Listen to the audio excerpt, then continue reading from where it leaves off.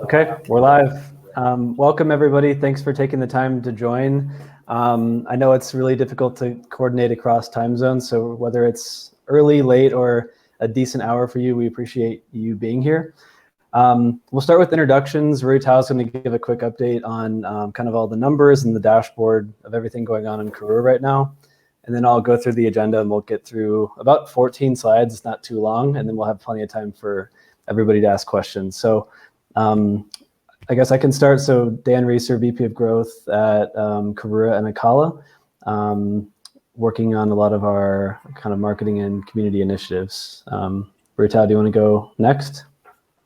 Yeah, hi everyone, this is Ruitao. I'm one of the co-founder of the Akala network. I'm very excited to share some stats and share the plan for open more liquidity mining opportunity on the Karura network today.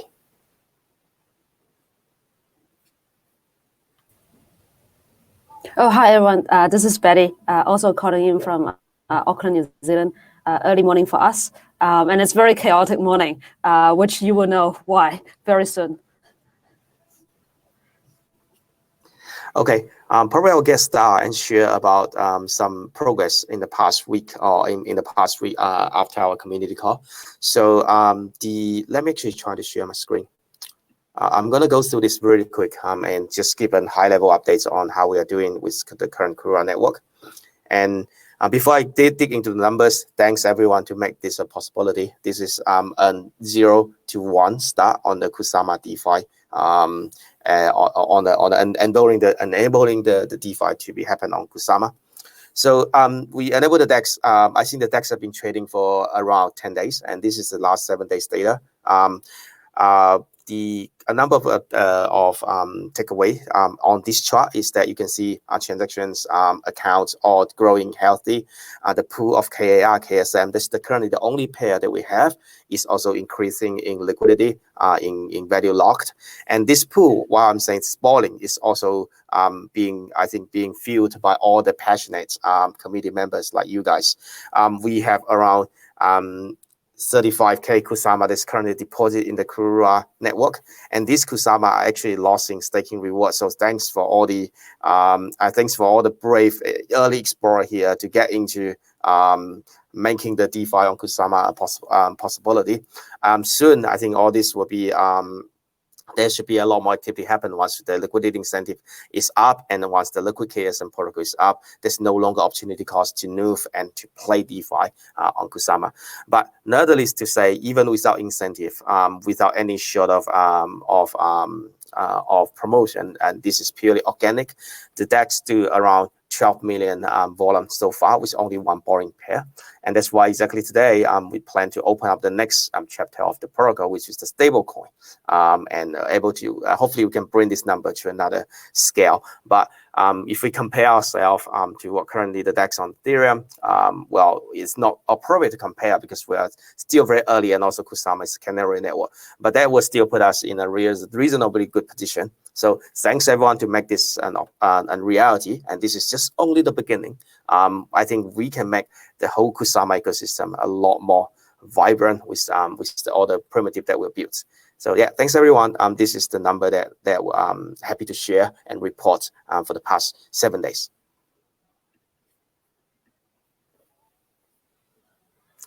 Back to you, Dan. Yep. Okay, I'm gonna get my screen shared.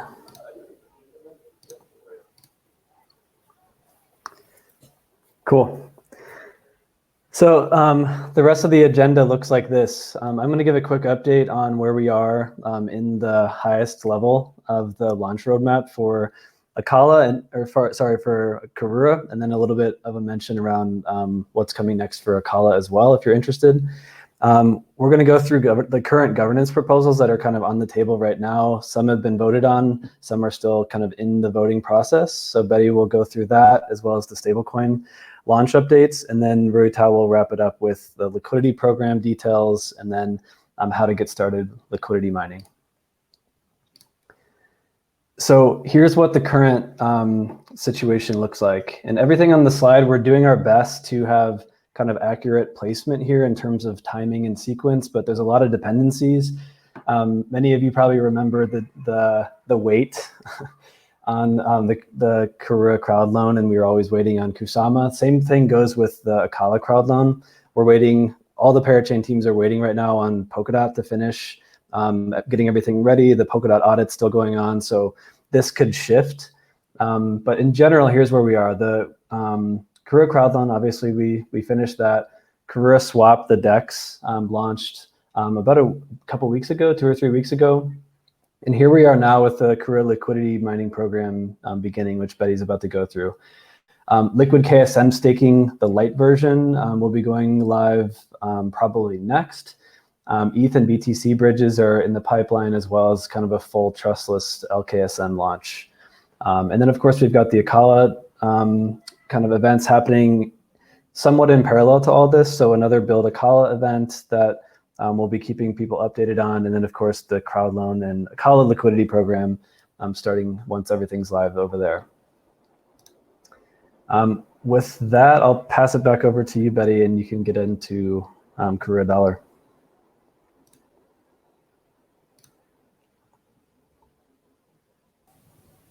Well, thanks, Dan. Let me share my screen first. Right. Yeah, so before I get into all the details, there's a number of things happened last night and also this morning.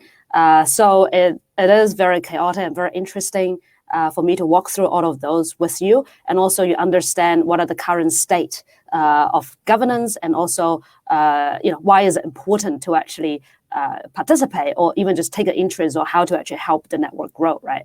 So let me walk through the proposals first. So there are 3 proposals that's been laid out last night. Basically, well, someone asked where Brian is. So Brian is like behind the scene, testing all of the stuff and preparing all of the details, and then making sure everything is like at the right place. So the first proposal was to turn on the kUSD stablecoin, where you can actually mint kUSD. I'll actually walk through, why you would want to do it instead of just, maybe go to the exchange and swap the kUSD instead of minting it. There's a number of reasons, like various different people might want to do that for, leveraging or some other purposes, which I will go through that in a short period of time.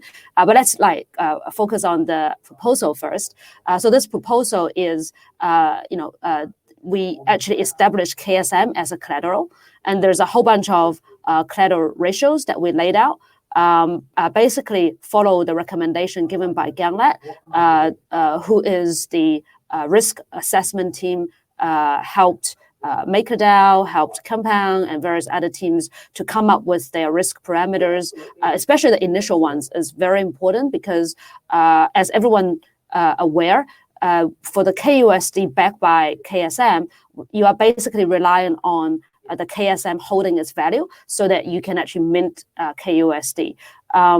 If this is a bit foreign to you, I'll actually walk through a little bit of mechanism later, and then also there's various resources that you can figure out exactly how things work. So volatility of KSM has a very large say on how stable of kUSD is.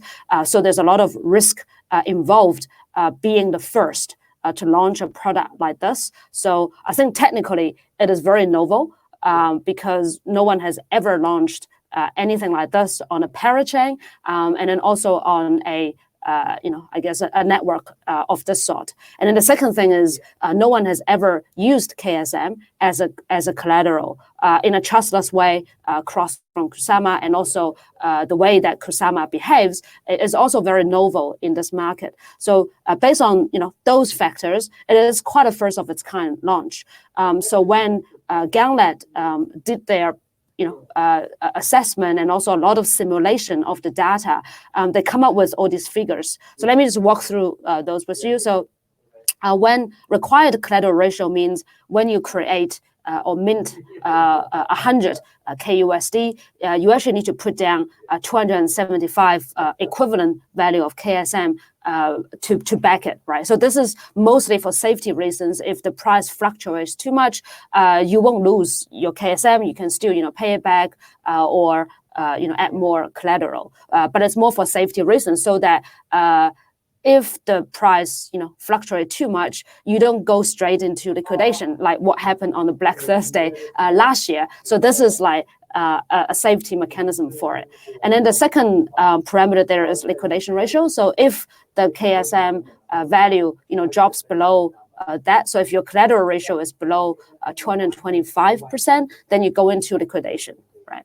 And then there's also liquidation penalty. If you do go into liquidation ratio, this is the incentive for folks who participate, in the process, and also a disincentive for folks who actually let their vote into such unsafe situation, right?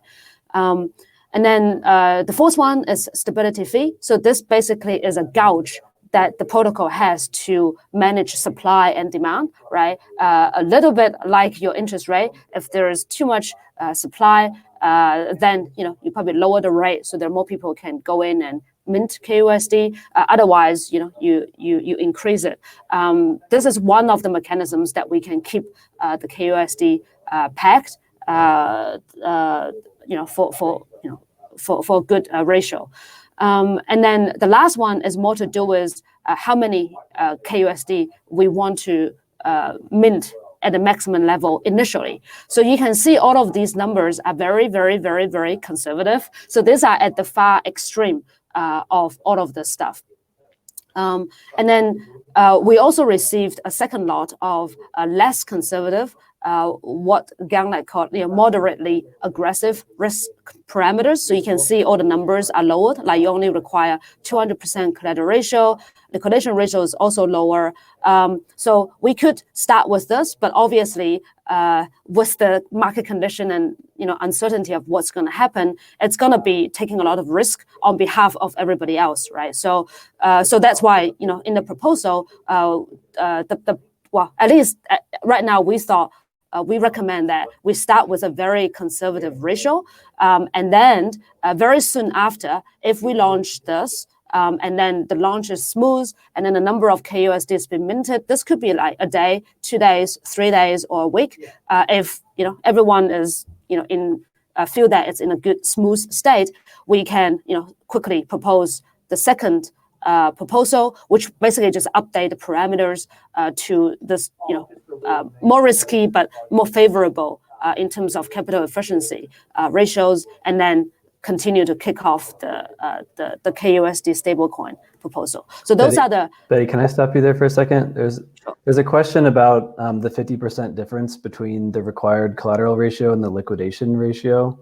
Could you explain a little bit more about that, like what the difference is between that 50%? Yeah, sure. So so this is a new thing that we put in as a 2-level of safety valve. So usually a mechanism like this, to use some asset as collateral, you usually only have one level as liquidation ratio, and that's it, right? So, but imagine if you minting some kUSD, you basically just 100 kUSD, and you put $226 worth of KSM in it.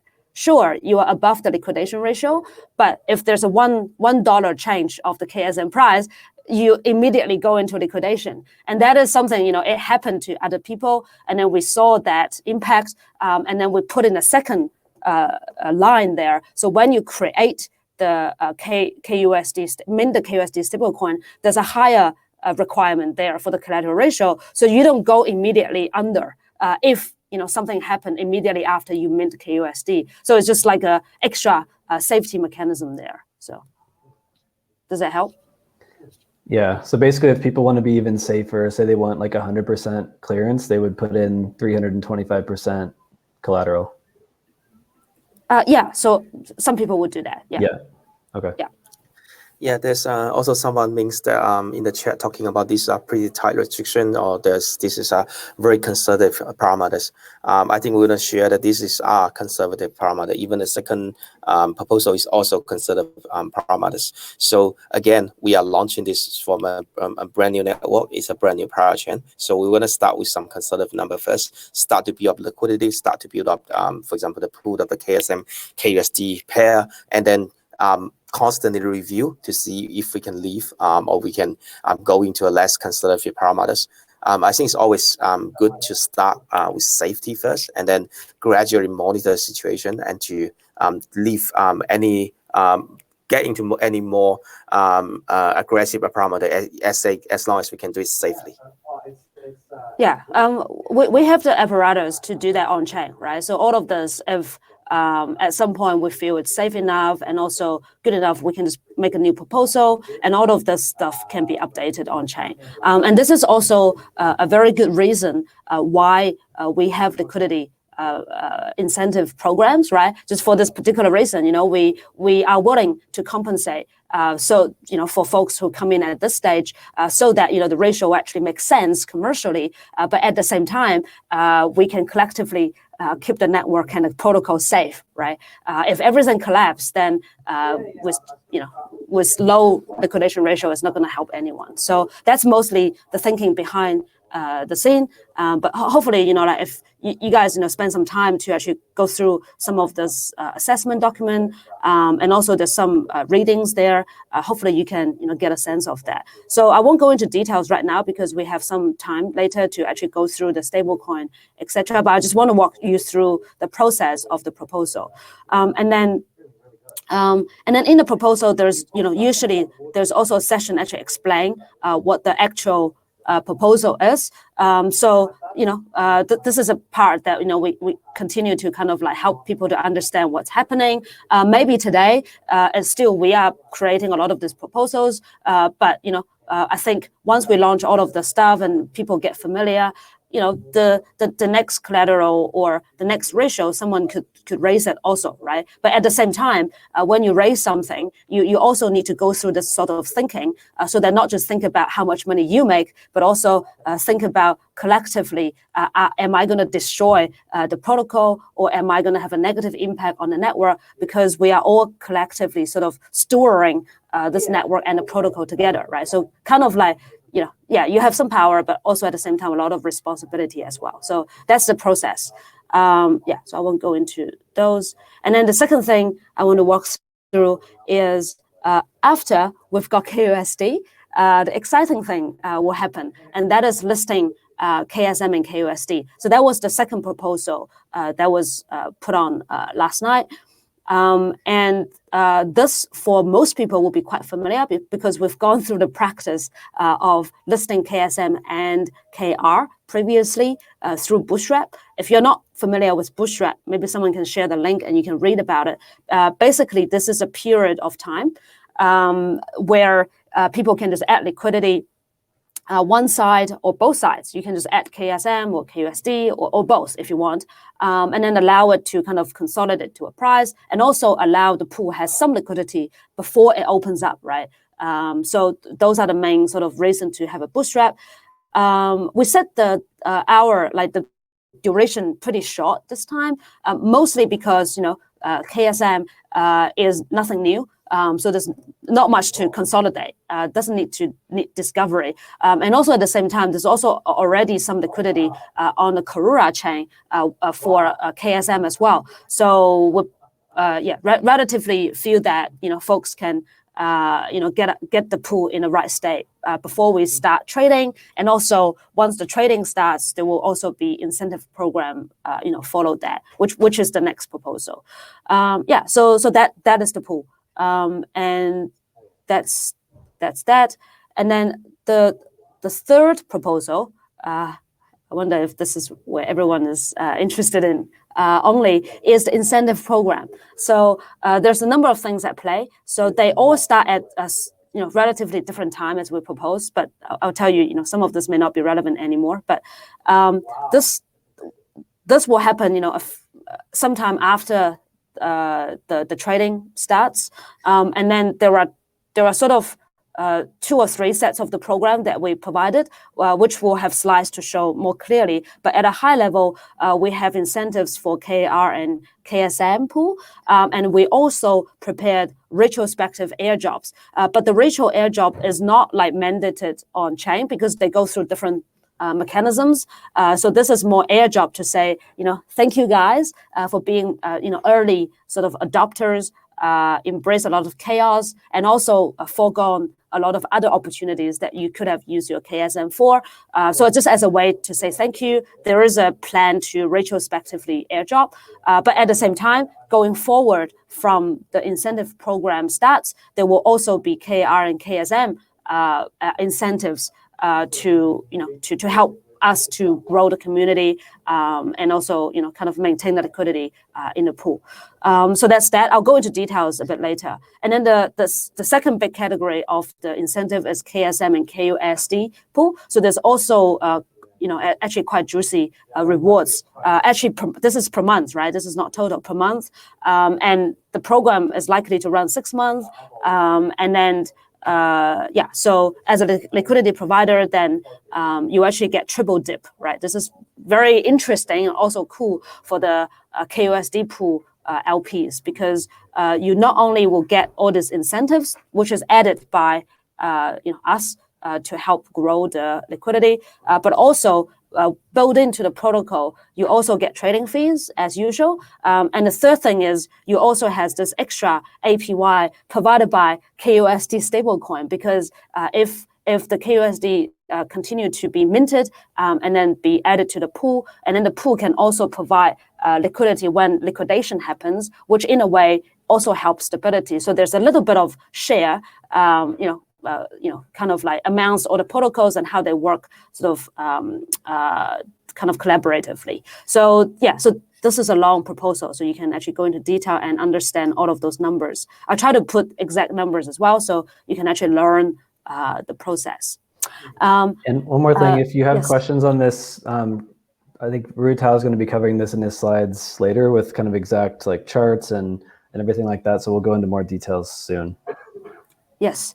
So that is the 3 proposals out there. And then it started last night. And then obviously, we kind of fast track everything, and hopefully, so today we can actually start doing something today. And then now this is a point when I announce a chaos that happened. So this morning, there is the first vote, right? The first vote of the enabling stablecoin, the proposal. So all of this is a presumption of if all of this proposal passes, we could have stablecoin and then we could have liquidity mining, right? The chaos I'm going to announce is the proposal didn't get passed. So who voted? So can anyone indicate in the chat who voted?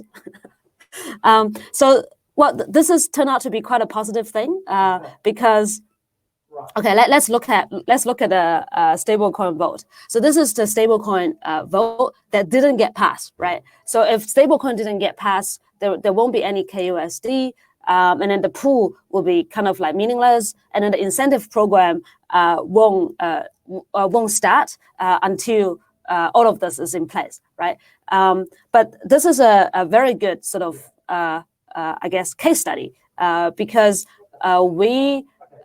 Obviously, if we go in and vote, then this wouldn't turn out this way. But then at the same time, we had a little bit of like experimental mindset and see how it actually turned out without any, guidance, without any sort of anyone looking at this to see if we actually just let go completely, what's going to happen.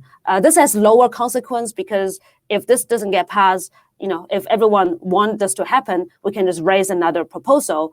And then we can go through the process again. But this is a very good a lesson for all of us here is like voting is quite important because if this vote didn't pass, right, doesn't matter, how good I wrote my proposal, this won't happen. So it's important that, this enough, interest in the proposals, and then folks, can actually vote, and this can actually pass, and then we can actually carry on with all the work. And this is also why, I saw some, discussions on how we actually manage governance. Should we go completely decentralized from day one? Just like let go of everything, everyone just like go wild, or there's also some other extreme approaches, completely centralized from day one, and then go to decentralized over time. We sort of started somewhere in the middle. right? So we kind of leading the way and trying to help people to understand our thought process, how we think about an issue. We try to lay out our thoughts transparently and publicly. And then, we are sort of in the middle, and then try to get people to learn how to vote and what is important. And this is a good experiment, right? To know that, if we don't vote, if there's no guidance and not enough education, this is what could happen, right? Well, luckily, this is not catastrophic. So that's it. And then if you look at the vote specifically, though, like just down to the details, there are only like 10, 12 people voted, and also someone is very exercising their right. They did a 4-time lock, so that even though you may not have the largest amount of vote, but with that sort of locking, you can get more votes, and then you could just outweigh everybody else. So it's a more fair system than one vote, just one vote, right? One token, one vote is much more fair that way. If you have more conviction, like you want it to pass or you don't want it to pass, then you can do something like that, right? So this is a good example. But of course, this is probably not representative. Because maybe most people just assume this is going to pass, right? So maybe you can just indicate in the chat to say, do you want a stable coin? You can just say yes, or some I can just emoji there. I can put up a poll, Betty, in the poll section down here. Okay. And if you are that person who voted no, and you are generally feel that this is a threat to the protocol, maybe also can post, can share some of the reasons why, and then we can address it, and then we can repropose it tomorrow. So we've got 97% yes so far. Oh, okay. Couple. Oh. Okay.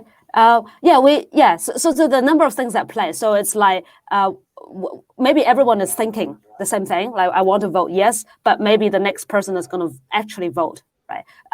So this is what happens. I hope this is a good lesson for every one of us. And then the second thing is we're also going to make some effort to make it easier for voting. And then the second thing is you can also delegate. Right. This is actually a built-in feature on our governance that you can delegate your vote to certain people in the community that you think they can represent you in certain issues, and then they can go and vote for you, so you don't have to constantly go and vote and stuff like that. So there are a number of things that we can make this work better for everyone. But in general, I hope this is a good, good kind of fun and not detrimental sort of case study for all of us here. And then the next step is, since this didn't get passed, right? So we won't have a stable coin today. But a few things we can do. Once the poll that you guys done, we concluded is another yes, then we can make another proposal. We just need to change the timing, right? There will be a new block time when the kUSD kick-started, and that also means subsequently the listing of KSM and kUSD will be effective sometime after that. So there will be that second vote. And then, so that will probably be what will be happen. Like, at least we recommend that will the way to go. So I'll pause there. Then, do you want to maybe take some questions? If someone said why they vote no, or is it just an experiment, or is there any questions before we go on? Yeah, we have two no's out of 96. So if the no's want to voice themselves, go for it. We'd love to hear your feedback on the proposal. Yeah, I think the general sentiment is that people or the community actually want the stablecoin to be enabled. This is also a lesson from us as well, is that we need to communicate more often. We need to, as a community, as the KR holder, we also need to participate in the governance. It also demonstrates like the network is truly on the token holder's hand. I think the general sentiment is still like, everyone vote. We think that it's a definitely go ahead to have the stablecoin enabled. Sounds good. And now it comes to a question, why would you even want to mint kUSD, right? Because once it's listed, if you don't want to maintain the kUSD vault, like maintain the collaterals and stuff, you can just go on and just get the kUSD from the pool. But there are good reasons why people actually want to do that. One reason is kUSD is truly trustless and solvent and liberating way of creating your own dollar, right? Using your own asset and then creating your own dollar. So a solvent stablecoin. And then the second thing is there are some use cases where some business operators or someone who actually want to hedge volatility, right? So, but you don't want to forego the ownership of KSM. You still want to hold on to the KSM, but you want to get some liquidity out of the KSM and pay for goods and services. So that's another good reason. And then the third reason, maybe more suitable to our current situations. Probably we're very at a very beginning of everything. There will be a lot of traders, arbitragers, folks who just might want to leverage long the underlying asset, right? So if you just hold KSM, then it's one KSM. But if you some people actually leverage that, so you can use KSM to get your kUSD, and then get a swap more underlying assets, and then you kind of double on KSM. So that's also, some people would use that as a instrument for whatever they do for their own purposes. And then of course, another thing is some folks would want to directly provide liquidity into the kUSD pool to actually earn the stablecoin surplus as well as the incentive program, right? So that's why you can actually directly mint, because initially there's no kUSD, right? So you can't actually buy. So you actually mint and then you provide liquidity, and you also benefit from the early liquidity mining program incentives. And then I guess down the track, so our goal is to actually make kUSD. Well, I think it's going to be quite widespread and used within the Kusama ecosystem. That's like for sure. We collaborate with other parachain. Some of them will just use it, as a medium of exchange on their parachain. But we're not stopping there, right? Because we have a lot of ways to go beyond just our own ecosystem. We can integrate into various other sort of partners, so that this can be one of the ideal choice for medium of exchange, especially, everything is like very, very much trustless. And then, of course, lastly, is, if you mint kUSD is also a good DeFi primitive. It works very well with, LKSM later on if you use LKSM as collateral. But until that point, I'll just leave it there. So that's that. And then for anything, right? So everything, maybe I should put the percent here. Yeah. So everything we do here is like, if you are unsure what I was talking about, in terms of the mechanism, please go through the documents to understand how the stablecoin is pegged to the dollar, and then how the liquidation actually happens, how the stability gets maintained. I don't think we have enough time today to go through all of them. If it's needed, if you want an educational session, maybe you can shout it out, and then maybe we have another chat or another call to actually go through this and allow you to ask questions as well. But do make sure you understand all of this before you go and mint it yourself. If you aren't sure, you can still wait for someone else to provide liquidity, and then you actually get the stablecoin that way, right? But otherwise, all the stuff are here, how you mint and things like that. And also, there's also a good information here to understand all the jargons that you will see very shortly on the app. When you mint, what are the collateral ratios? What are the fees that you need to pay, like stability fees, and things like that, right? So just make sure you are well educated before you get in. So that's that. We've done that. So any more questions at this point, or should I just go into the liquidity program?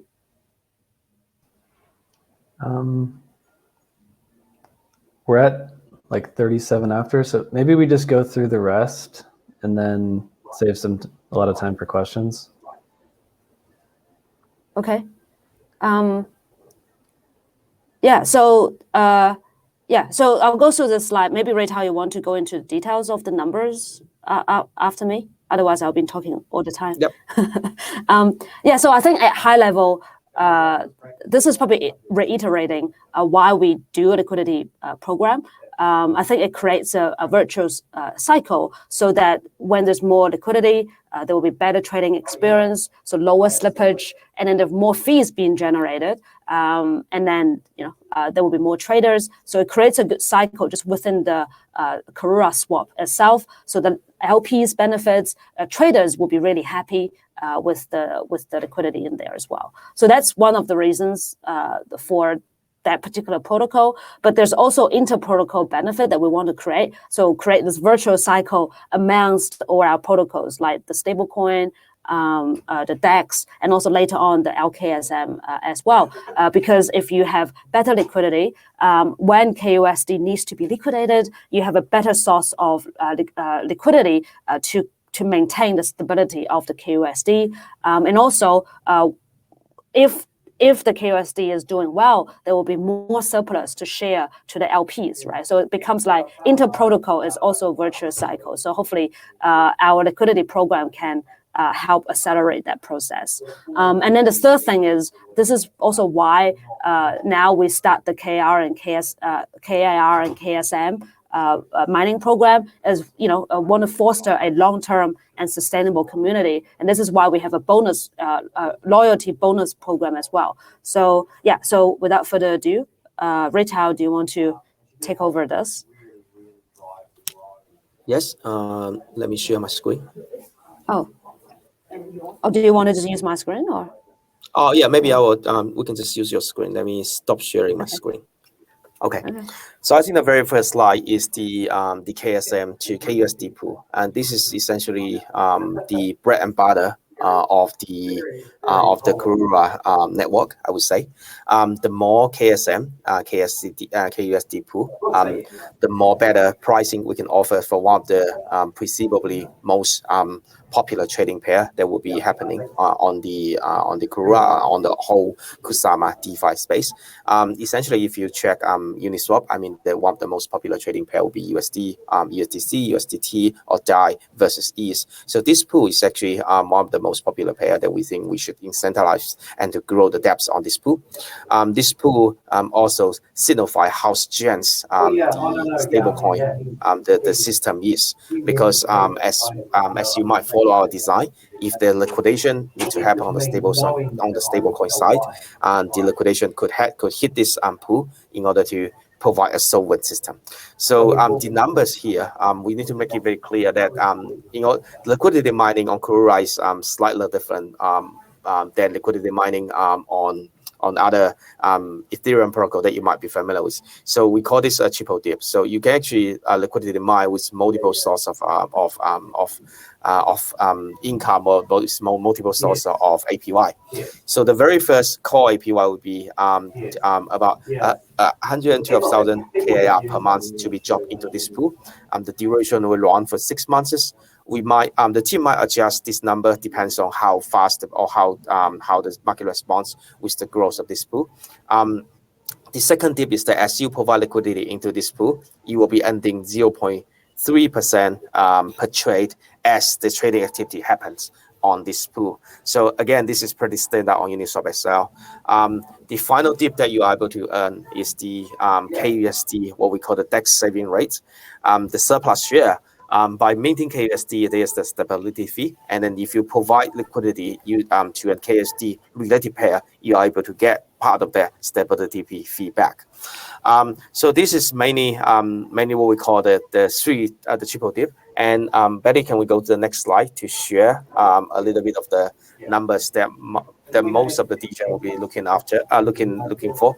So this is essentially with the current number that we proposed per month, and if we assume the number didn't change, this is essentially the projected APY relatively to the pool size. As we mentioned, the goal is to grow the pool size and have some lucrative return in the community to grow this pool size as well. So if the pool size was started very, very small, let's say $2 million, then the APY was actually 3 figures. And as more liquidity pulling the pool, the APY is still reasonably dropped, but it's still very lucrative to provide liquidity into this pool.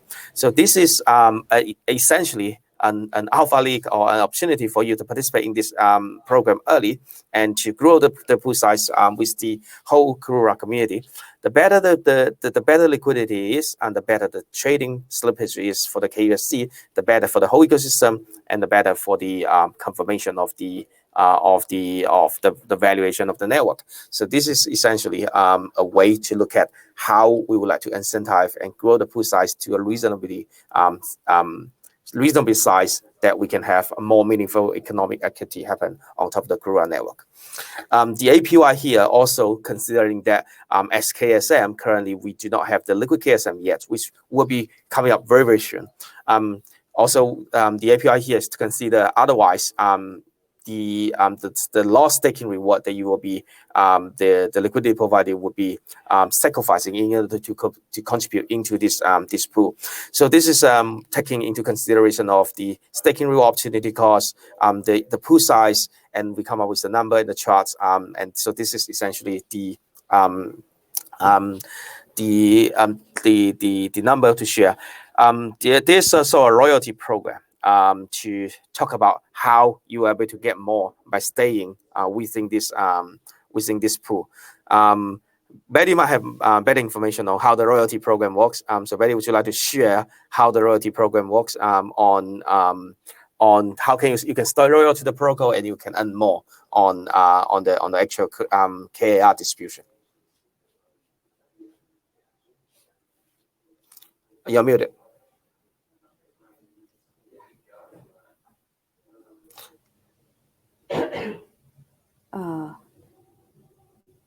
Tab. Am I unmuted?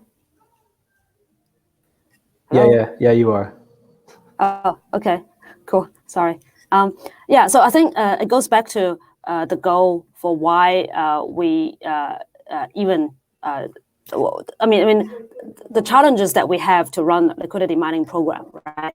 Because we want to be sustainable and also long term, which means we want to avoid hotbacks, mining and then dumping. But we want to turn that around in Karura. Let's see if we can do that, right? So this is one of the experiments we put in. And also the second thing on top of that is we also want to share more rewards for longer term LPs compared to just vesting. Because the simplest way we can do is just give you the token and vest it, right? But in this way, the loyalty bonus works in a way that if some of the LPs claim reward earlier, if you do the math, over a certain period of time, even you claim rewards, you still earn more than just without the bonuses, right? So some LPs might want to move their liquidity maybe to a different pool or do something else. It's all very good reasons why you want to do that. But if some of the LPs claim their reward earlier, then their loyalty bonus actually goes back into the reward pool. And then share the amounts all the other LPs, right? So over time, if you stick around for longer, then you will enjoy a higher reward. The bare minimum is this 30% for the KSM and kUSD, assuming everybody is sticking around for the whole duration, but there will be people come and go, right? And then longer term holders can actually share a bit more. So yeah, so that's that. Back to you, Ruitao, to carry on. Awesome. So this loyalty program is that if you stick with the program longer, you are able to earn more. And if you withdraw the reward earlier, then you might get less, but still very lucrative. So I mean, the second pair that we will plan to post the governance call to enable the liquidity reward on the KAR KSM pool as well.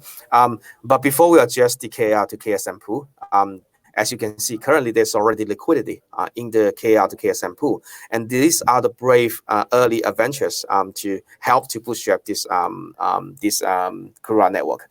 So the very first thing we need to address is that for everyone that contributed to the KAR KSM pool, help in bootstrapping this KAR KSM pool, will all get retro airdrop at the pro rata rates. So currently we decided about 65,000 KAR to be distributed per month on this KAR KSM pool, and we will use this rate to pro rata airdrop back to everyone that contributed in the bootstrap process in the past X amount of days to calculate how much you can able to get from this airdrop. So that is something to show as a reward for thanking all the brave early adventurers to make this a possibility.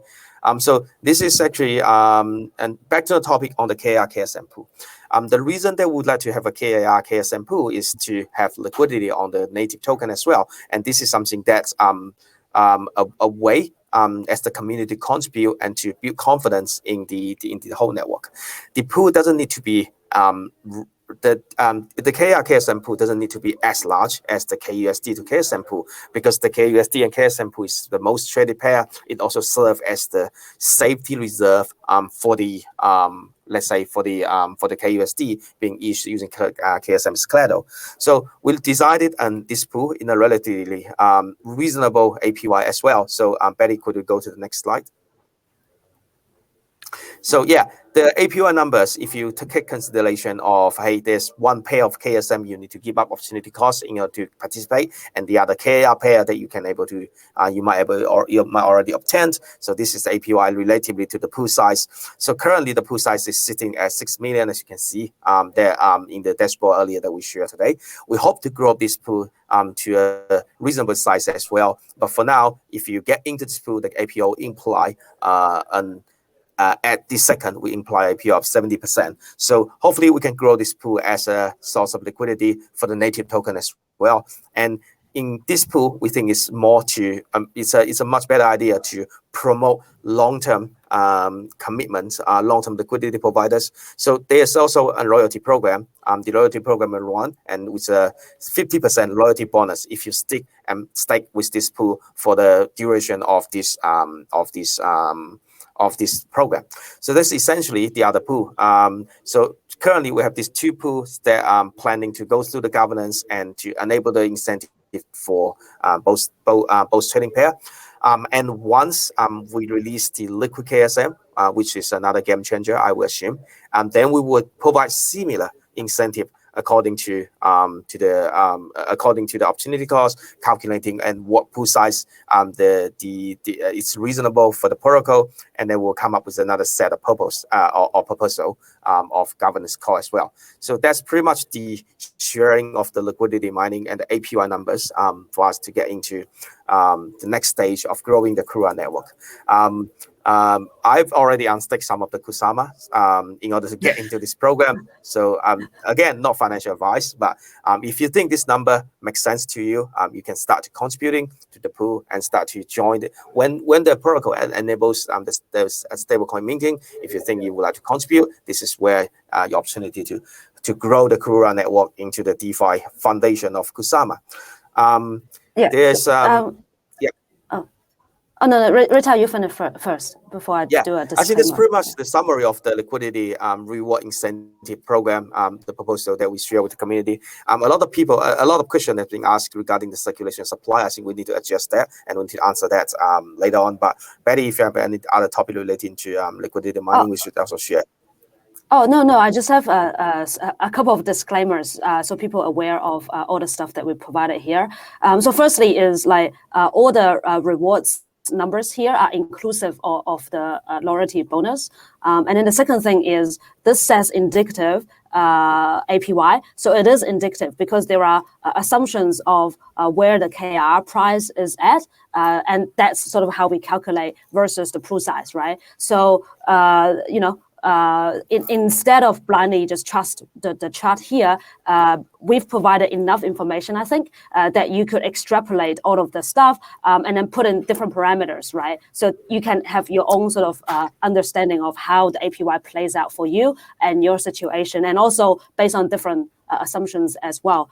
And also worth pointing out, the KR and KSM pool, we plan to run it for the whole year, right? So this is different from, it's a slightly longer term program. So I hope that actually additional information before everyone jumps in.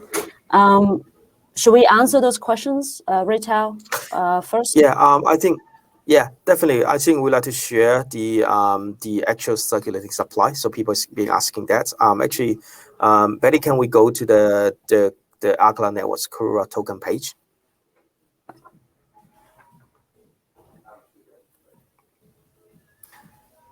Yeah, let's get to the token page. So I think the definitive source of let's scroll down to look at the token release schedule. I think the definitive source of truth is where this chart. So this chart will stay true.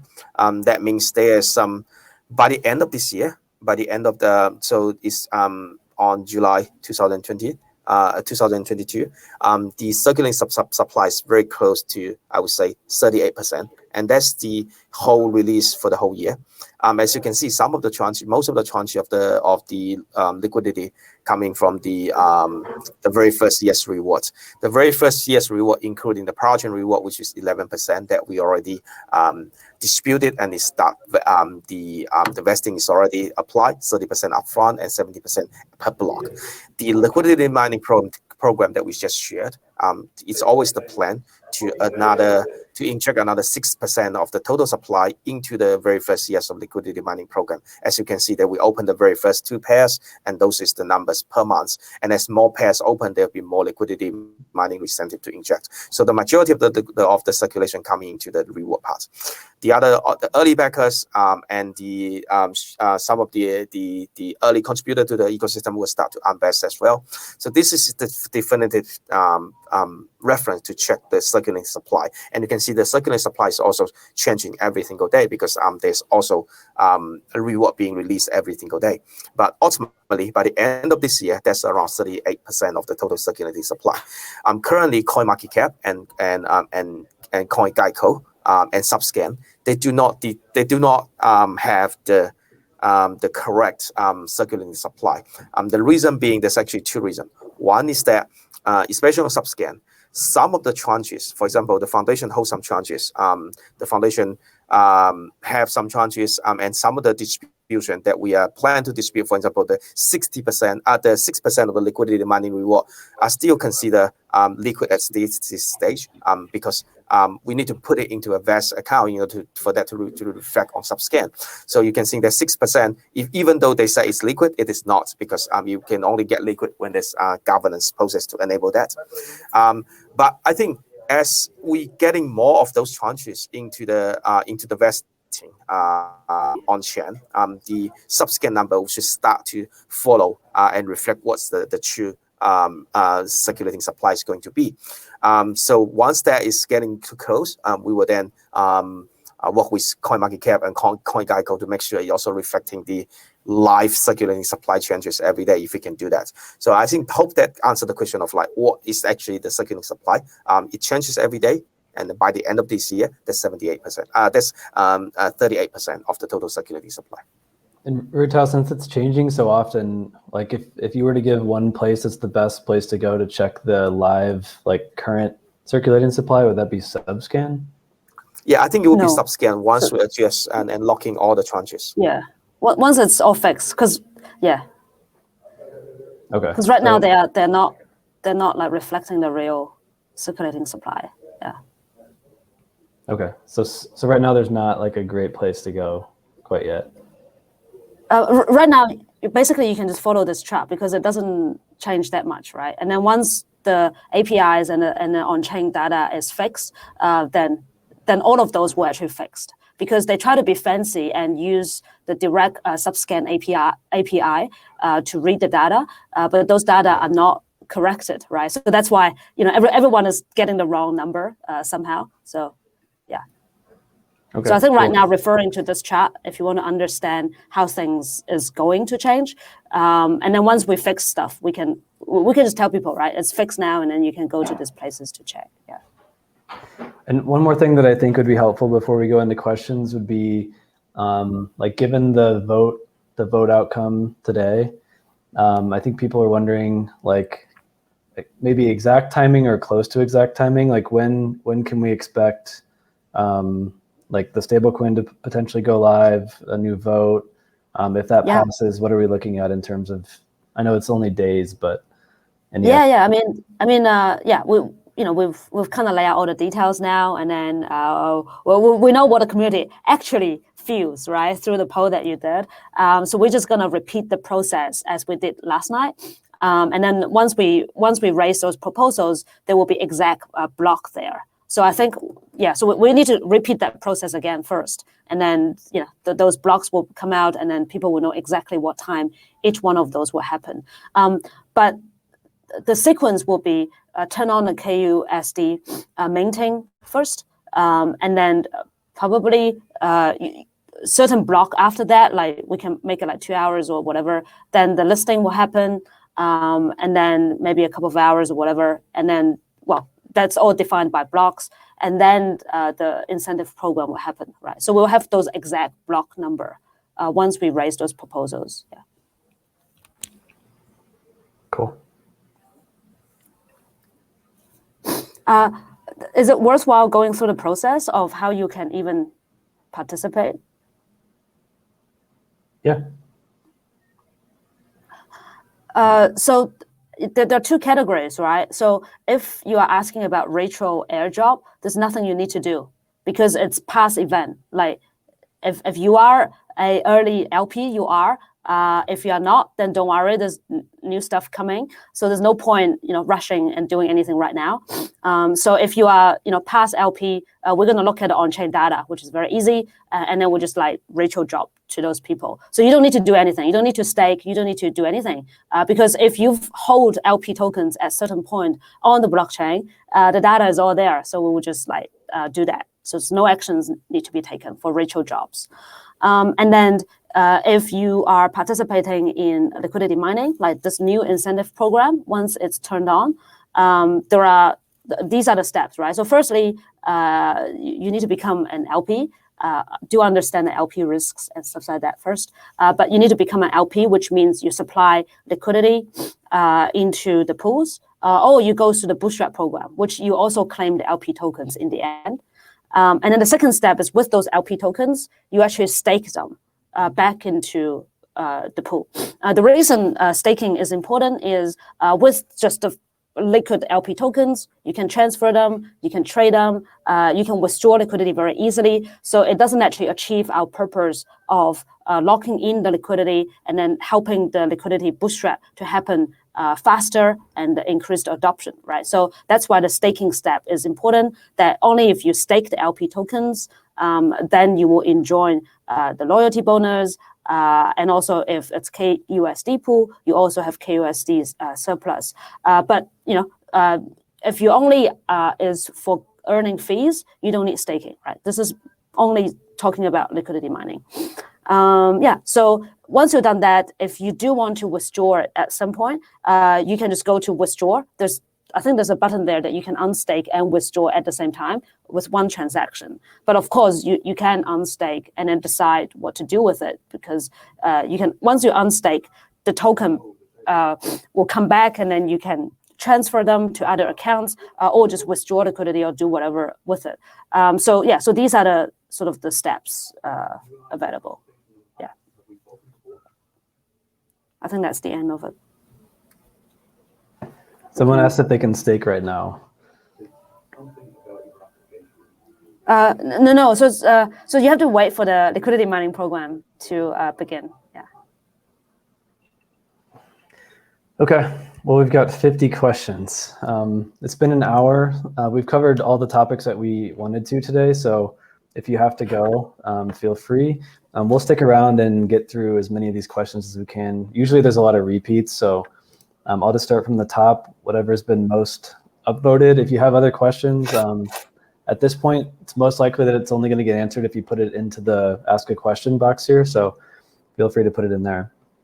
So the top voted question from BuildX says, any plans on integrating other stablecoins like DAI or USDC into Karura and or exporting stablecoins like kUSD and AUSD to an external ecosystem? That's a really good question. Yeah, I think this is a very good question. The answer is definitely yes. We see the future as interconnected blockchains. To have more asset trading on Karura is extremely beneficial for the Karura blockchain. So there's progress being worked to have bridges to Ethereum, and for USDT, I think there's already plan for them to mine on stake mine. Once it's ready, we can get USDT into Karura to trade as well. To explore outwards, to expand the kUSD, AUSD into the external ecosystem is also another focus that I think we will be very, very closely working on as well. Just as a general indication of like the more connected you are, the better that the network will perform. So I think that's the idea. Cool. I've already staked my LP tokens on your staking portal, even though the APY is set to 0. Is there any chance I earn pre-staking rewards? Go for it. Yes, there's no pre-staking reward. If you LP'd previously, we'll Ruitao airdrop, right? There's no point rushing doing anything now because we're going to choose a block and then Ruitao drop all those LPs. And then, right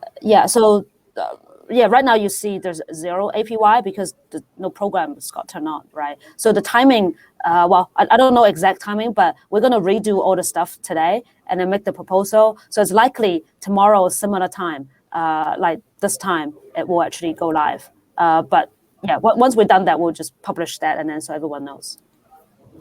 Yeah, so there's not, the retro awards go to everyone who is LPing for the KSM KR pair, not just people who staked their LP tokens early. So don't worry. Yeah. Yep.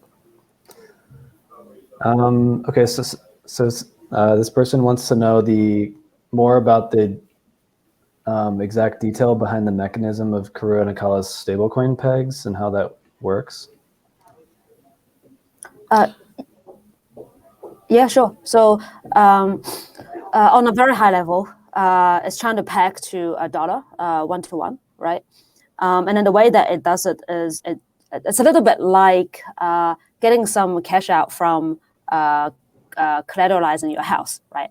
Instead of putting your house as deposit, you put KSM or some other supported assets as collateral. Basically, you're using those assets value to kind of generate those liquidity.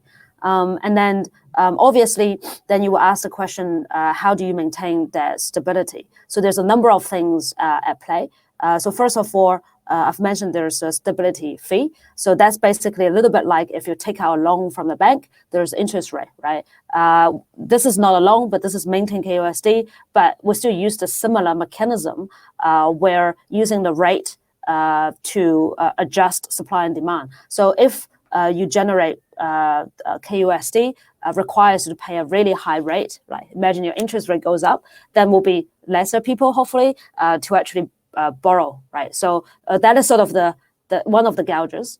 And then the second gauges is price fluctuation, because you rely on the underlying asset, in this particular case, KSM, to generate those liquidity. What happened if KSM, it's not like we haven't experienced this, right?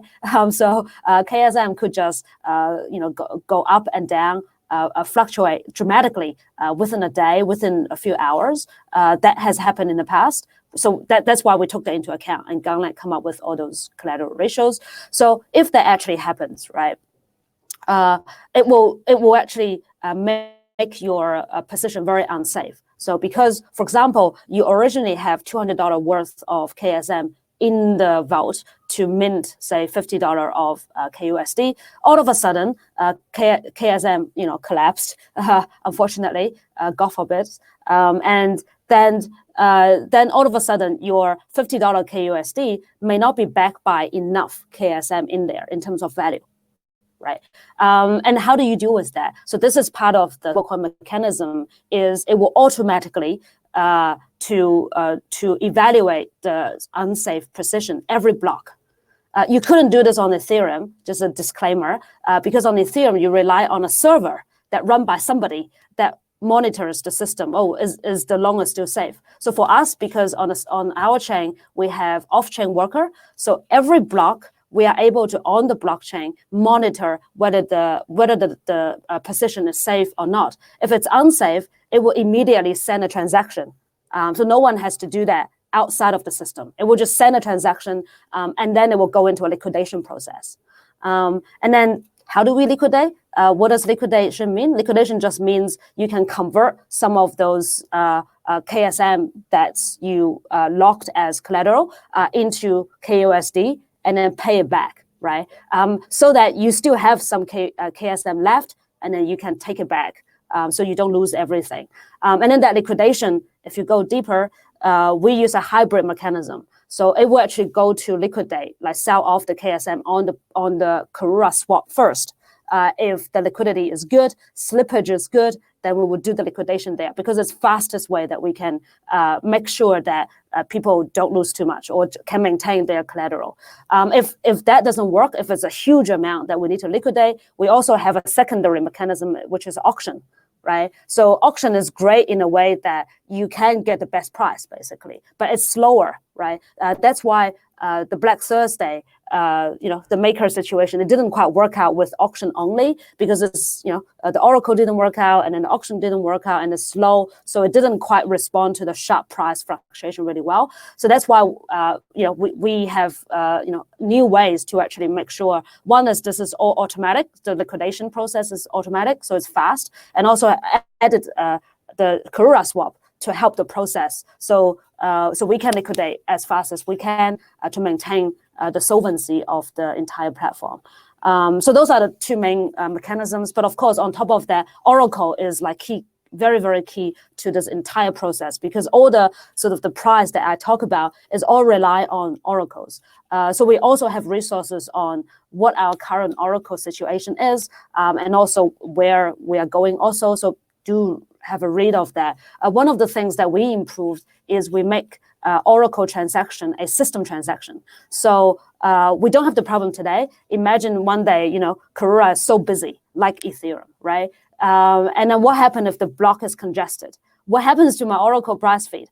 So this is also what happened on the Black Thursday, is the price feed didn't get updated on time, and it's not the right price. So then people get liquidated, rightly or wrongly, right? So we make the Oracle price feed a system transaction, so that it get included in every block. So make sure the price is always up to date. So still can't say the system is perfect, because we always have to react to what happened in the market, what happened to people trying to attack the system, and also other risk factors. But we are continuing monitoring and trying to make sure it works. Yeah, someone asked Link. So we're working with Chainlink as well.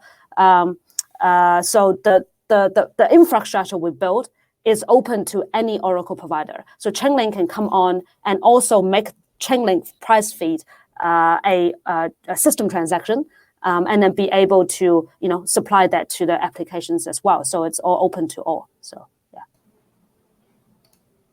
Great. This is a good question. Someone asked about the loyalty bonus. Sorry. Do you have to be in the pool before a certain block, or can anyone join at any time and still be eligible for that loyalty bonus? How does that work? Yeah, anytime. Because the loyalty program is calculated ongoingly every few blocks. So basically, you join anytime, and it will start counting, right? So. Okay. Circulating supply, I already answered that. Hold on, I think I'm gonna have a little bit of noise. Ruitao, can you go through the question? Yes. Circulating supply. I think we already shared the circulating supply. The definitive way to look at the circulating supply is to go to the Karura Networks token page. That indicates what the circulating supply is. Currently, the Subscan, CoinMarketCap, and CoinGecko, they do not have the correct circulating supply, as some of the chances we're still working on to make sure they are getting to a vested status. So I'm gonna actually try to find the link. Yeah, here. just post that in the share, and that's where you can find the definitive token release schedule charts on the Karura token. So the next question is cool. So I have been asking if there will be any other incentive for KR, KSM, LP, as impermanent loss is killing me. Should I just get out or else, right? So this is very interesting because for the numbers that we showed, right now there's like 12 million trading volume in 7 days. That actually reflects how much money, if you are just LPing, you are earning. So times that by 0.3%, you're probably earning $35,000 in the last 7 days. And that's probably $5,000 a day. If you times that by 365 a year, and then divided that by, I think there's 6 mil, right? Still 6 mil as TVL. That gives you a handsome 30% of APY. So obviously, so that is like without incentive. That is the APY just LPing. That's why we always say why liquidity is so important. If you have a really good liquidity and have a really good trading volume, you no longer rely purely just on incentive, because you can't just like print and then give people incentive and keep the pool forever incentivized, right? The pool will get to a certain stage. It can let go of the incentive and it can still self-sustaining. And this is where the self-sustaining coming from is all the trading volumes. If you look at Uniswap, I think they're making 100 million. Is it a monthly or something for all the LPs? This is purely based on fees. There's no incentive program. So we have to be very clear what is the real driving force for this. The incentive program is just helping all of us to get to that self-sustaining stage really fast, right? So we don't have to suffer the in-between times. So that is that. So, and also that 30% APY as trading fees, obviously it's a general picture. There's no two LPs will come out exactly the same.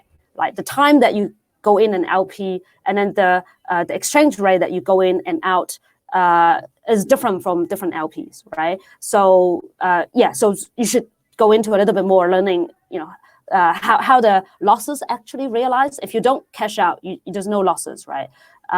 So there's many different things that play to be a really good LPs. So yeah, do get educated and see what works for you, right? So yeah, LPs are only one way. So hopefully that helps. Cool, I'm back now. Will we be able to use KAR for collateral is next? I don't think in the near future. Once the Karura network has been solidified and the volume or all the fundamentals justify that Karura token itself could be added as collateral, then maybe it will be anyone that can post a governance call to add that token as collateral. But for now, we need to make sure the network performs, the network delivers what it promises, the network has volume, the network has users before we can achieve that. So again, this is the community part of work to make this a reality.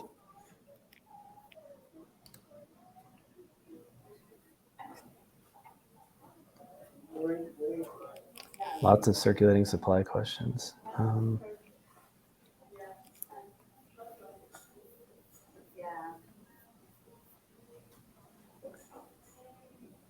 So they're asking, somebody's asking for LPs who did the Bootstrap, then withdrew for the KR KSM pair, would they get rewards for the time that they were LPing for the retroactive reward? I think so. It's just based on the number of blocks, I guess? Yeah, I think it's just like the ratio job we will have a script to run through and look at how much how many liquidity you've been providing, how long you've been providing that, and then just as if you were doing the liquidity mining now, then calculate the number and then ratio job. Okay.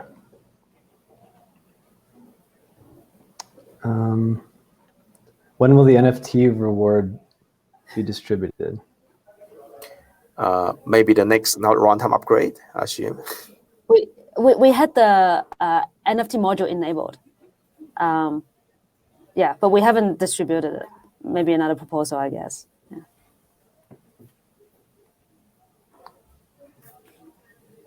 Okay, this is a good question. Can you explain the roadmap for interoperability with other blockchains?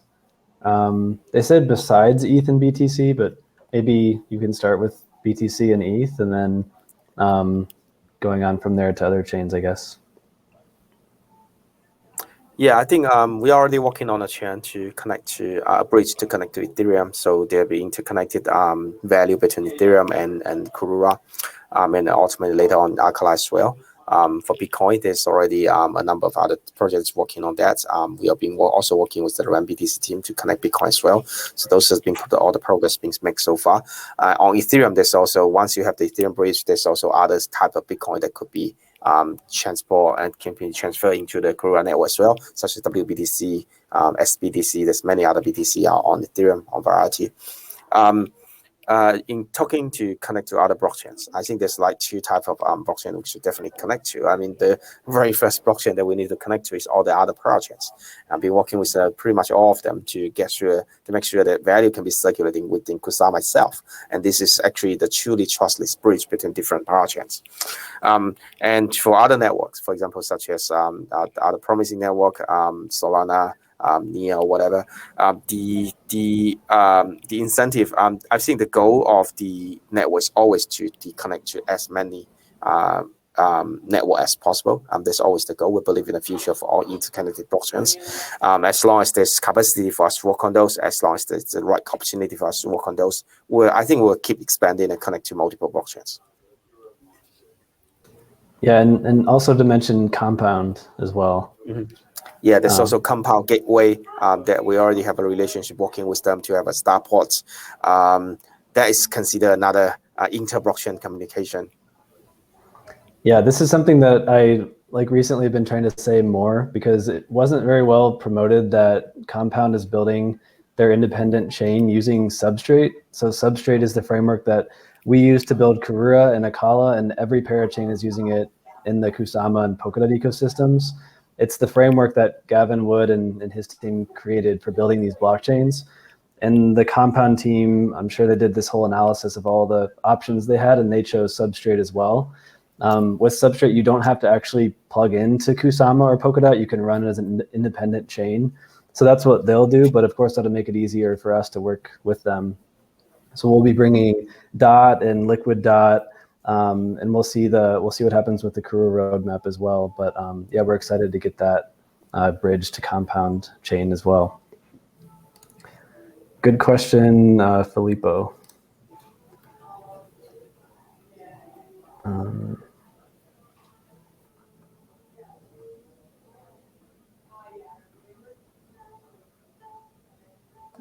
Someone's asking, yeah, would any future LP pools include KSM/ETH or KSM/BTC? I think anything's possible, right? Well, I think definitely once the bridge is up, I think there's definitely a demand for that to trade in the trustless way. Yeah, and also all the meme coins on StateMine, and also all the non-meme coins from other parachains, all tradable, whatever you want.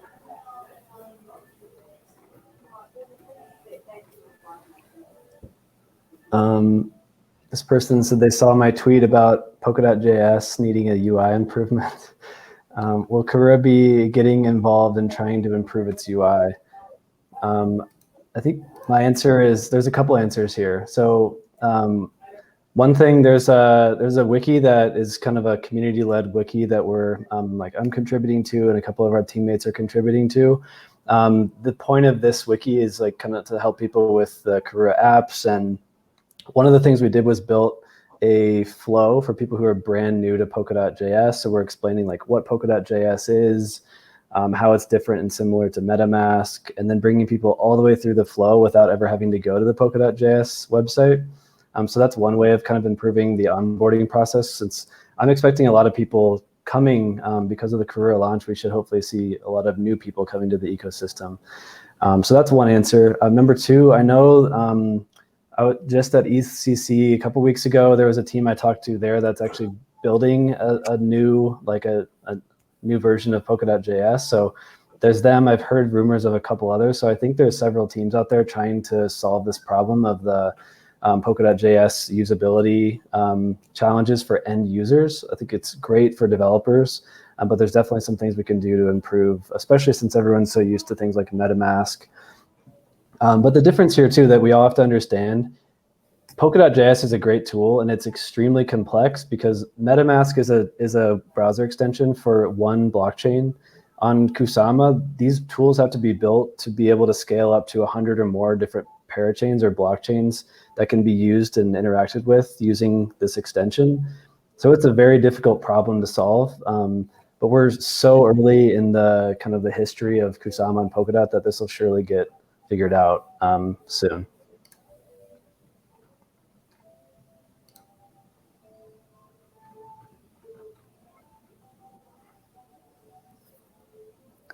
We should answer that loyalty program question.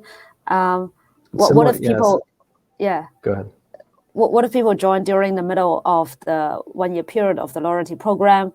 Would they still be rewarded? So the answer is yes. So you can join anytime, right?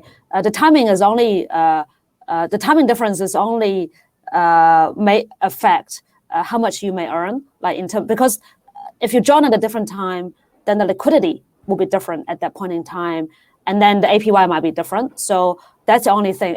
If you assume the liquidity is the same from beginning to the end, there's literally no difference. You join any time, right? As long as you stick around for long enough, then you'll continue to actually earn the loyalty bonuses. So yeah. So you're saying the loyalty bonus will diminish over time. The later you get in, the less of the loyalty bonus you'll get. Like you couldn't just join on the last day and expect the full loyalty bonus. Well, you get your own percentage, right? So, yeah. Okay, cool.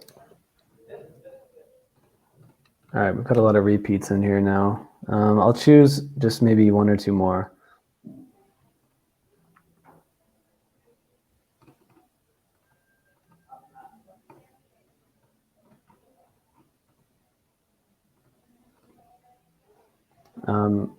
Okay, I'm running out of non-repeat questions. One more, Bette, that someone asked somewhere, I think in the chat earlier.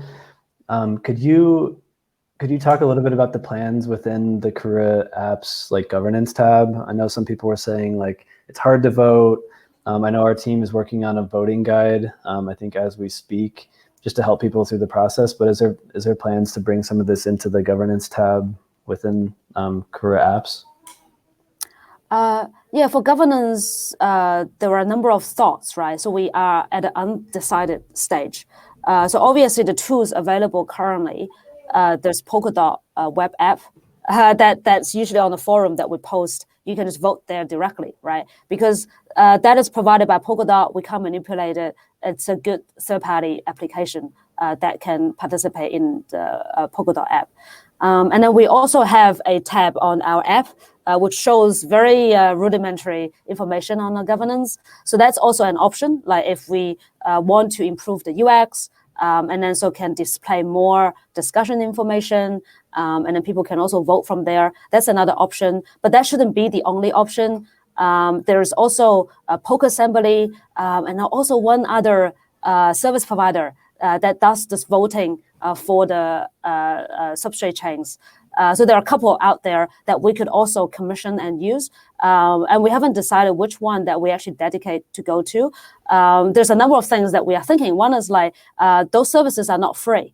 We have to like pay for quite amount of money to do that. Then you start thinking, should we acquire that service and pay the fees, or should we just implement it somewhere? And then maybe the community member also start a website to make it a better tool. So because that's not like the core sort of business that we're doing, so we don't have an answer right now. So we're just trying things out. So you can see the stuff that we try. We use the Discord forum, which is free, but it has a good place to discuss, post information, and then also link to the Polkadot web app for voting, because the Polkadot web app provides very comprehensive of submitting a proposal and also everything. So we also don't want to reprogram everything also. So those are the number of things at play. But so far, we've been using those two things. And we've also experimenting improving the UX on our own app. But that's also on the question mark. Should we actually do that, or should we just pay for folks like PokeAssembly to do their thing? So I think those can be open. I don't have like a 100% answer here. So yeah. Great. There's one other question. So can you give me some info on when or if there will be an equivalent to Uniswap analytics for Karura, like a dashboard? Is there maybe another way to check volume and liquidity stats? Thanks. I really like the platform so far. Yeah. So two things happening at the same time. Courtesy to Ruitao. He created a dashboard, and also thinking about sharing that with the community. And at the same time, there's also a simple dashboard being built behind the scene. It's just we haven't been able to launch it yet. And then the third thing is we've exposed all the SDKs and APIs. There's somewhere on our wiki, there's information how you can query all the information on chain. There's also subquery, which is like the graph. It's like the graph, but for substrate chains that people can also use to query data and etc. So if you are very keen on developing something, this is also an opportunity to build some stat tools yourself as well while waiting for us, right? Because we have protocol stuff to focus on, but yeah, we're on the way to making some stats. But also, I think there's a bigger creative community out there that folks can just build those things. Yeah. Cool.